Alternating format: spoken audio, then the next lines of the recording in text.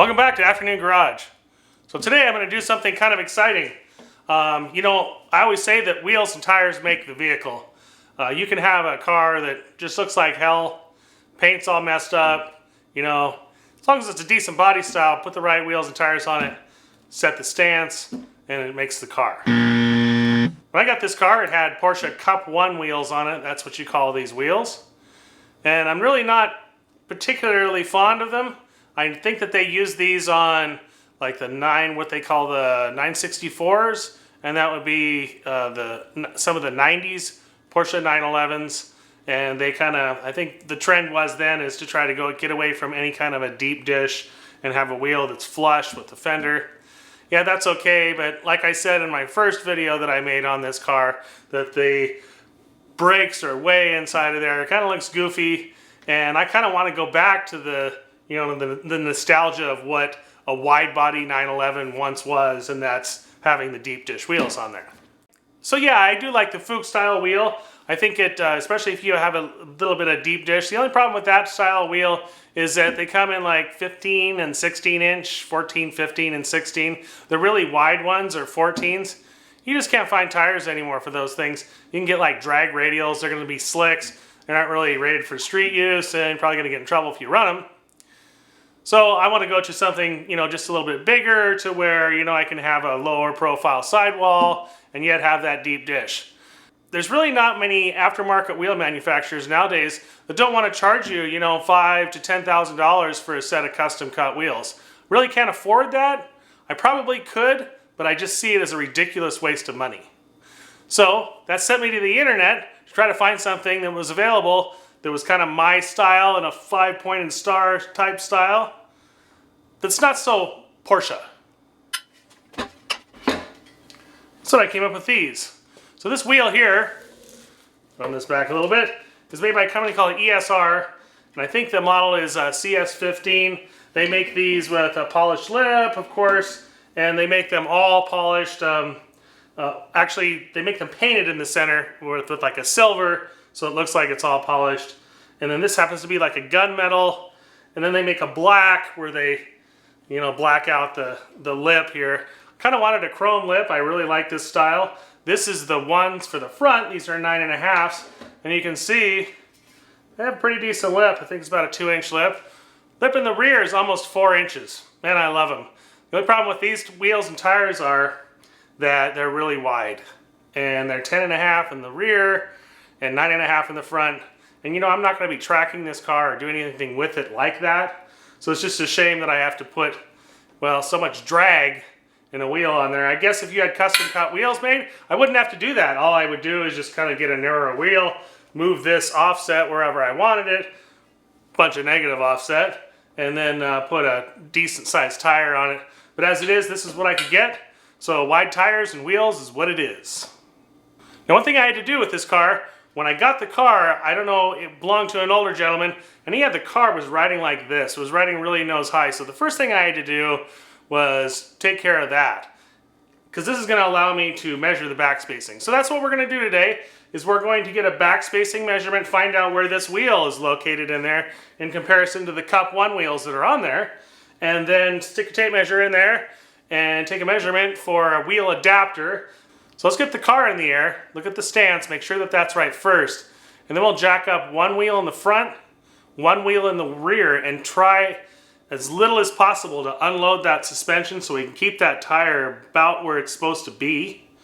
And then we'll sit there and pull those off very carefully, put these on as far as they'll go. I think I'm going to have kind of a lug problem on the front, but we'll put them on as far as we can go, stick a tape in there, see if we can get a measurement, then contact a machine shop, get some wheel adapters made.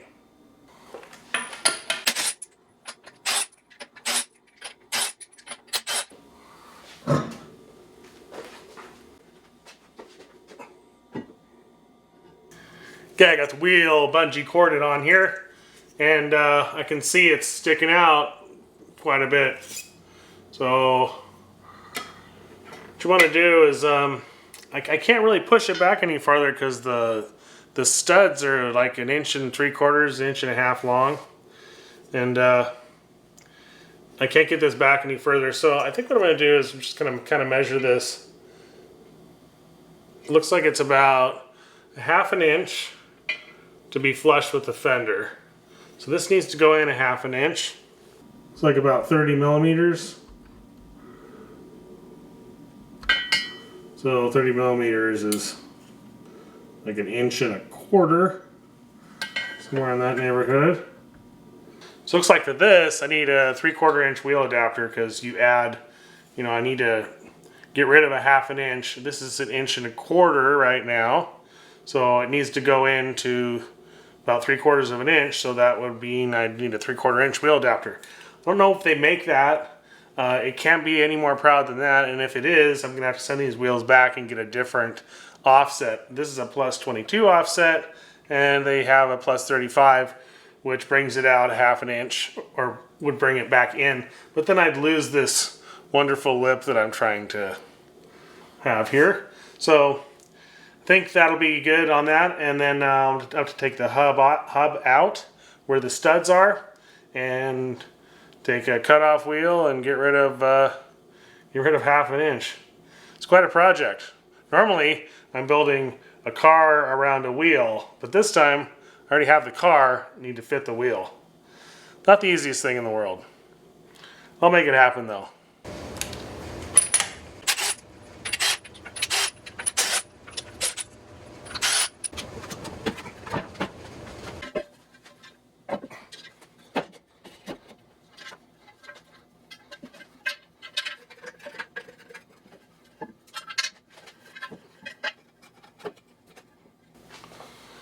Okay. So now what we can do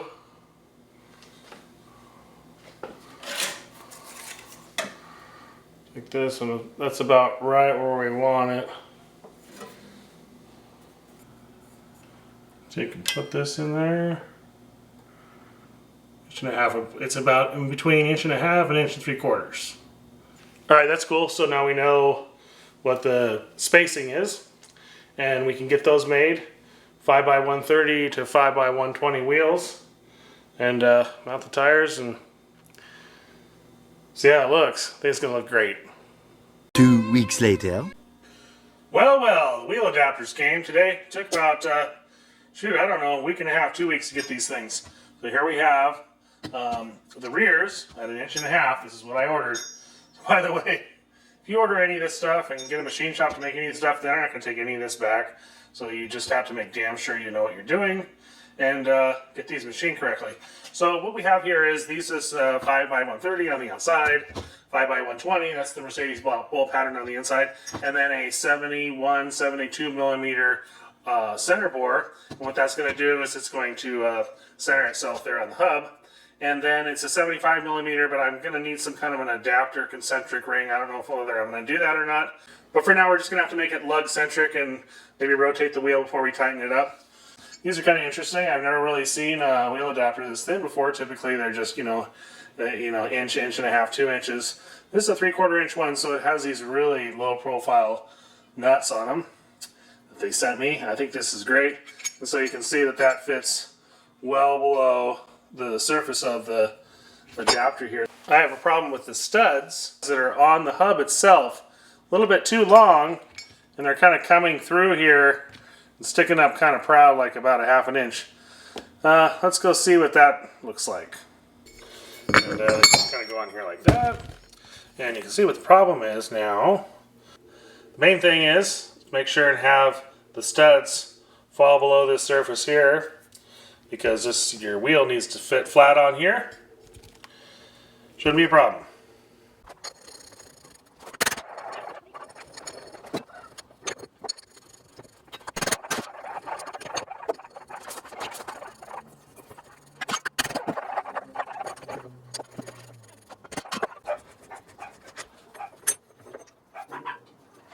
Alright, so maybe here's the best way to do this.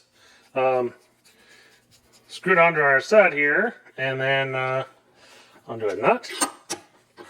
And get this tight so it's not spinning around on you. And put this flat in there, center of the vise. Cut off wheel, go about You know, 1/2 inch down, 3/8 of an inch or so.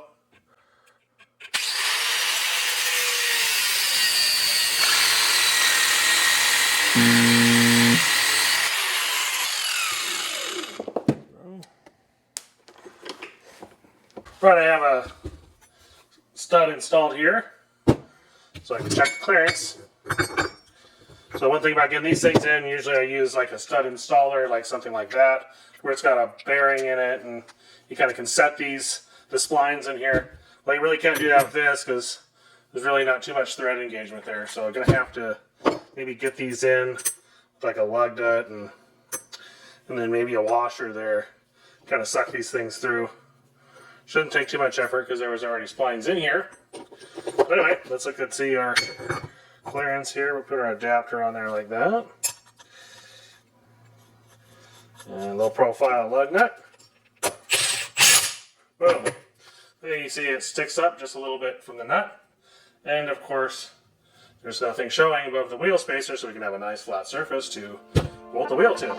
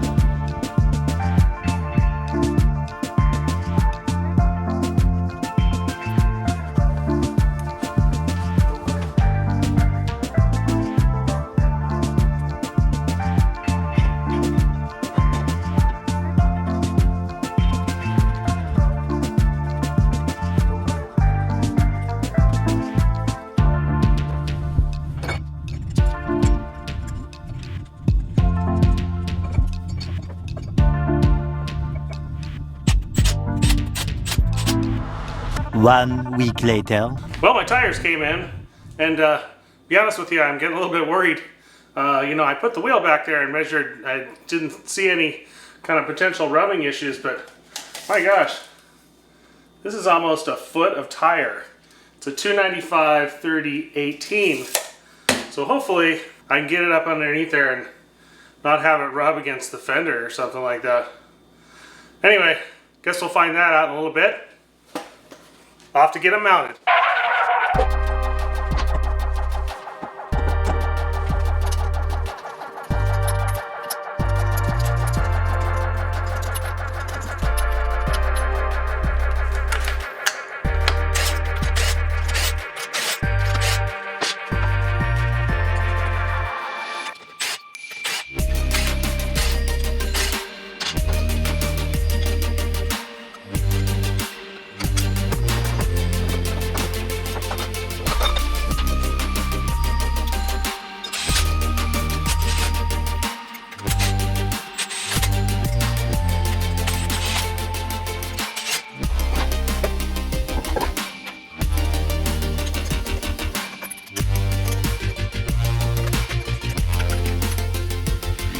It's looking good.